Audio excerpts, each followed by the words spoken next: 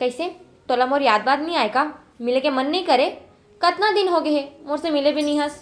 अरे ये बताए बर फोन लगाए हो कि काली तोर से मिले बर आत हो। वो भैया के फार्म है ना आरुग विला, वहीं चाहत हो तोर ले मिले बर। ते मजाक तो नहीं करत हस ना? अरे मोर जान झूठ नहीं बोलत हो, सच कहत हो, काली आत हो।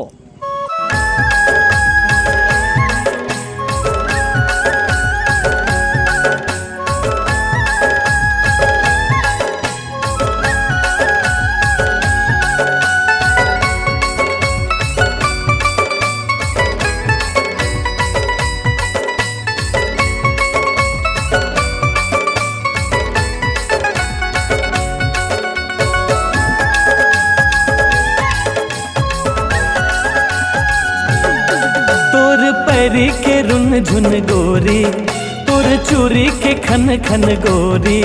तोर पैरी के रुन झुन गोरी, तोर चूरी के खन खन गोरी। मोला करत हवे दीवाना रे,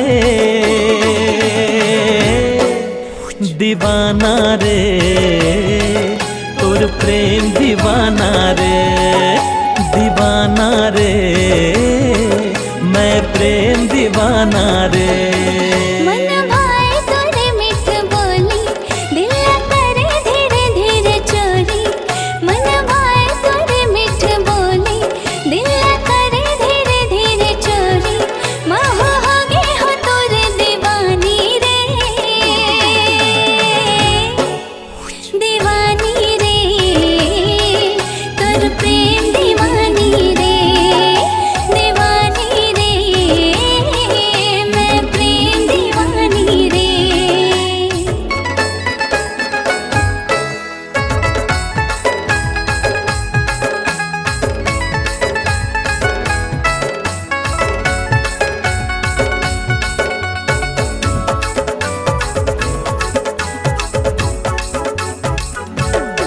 जब ले देखे मैं तोरे सूरतिया, बना ले से ये दीवाना, बना ले से ये दीवाना। वो मोला बना ले से ये दीवाना।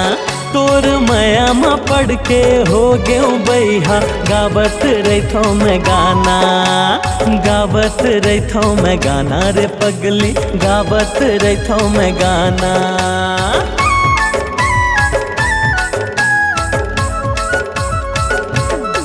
जब ले देखो मैं तोरे सूरतिया, बना ली से ये दीवाना।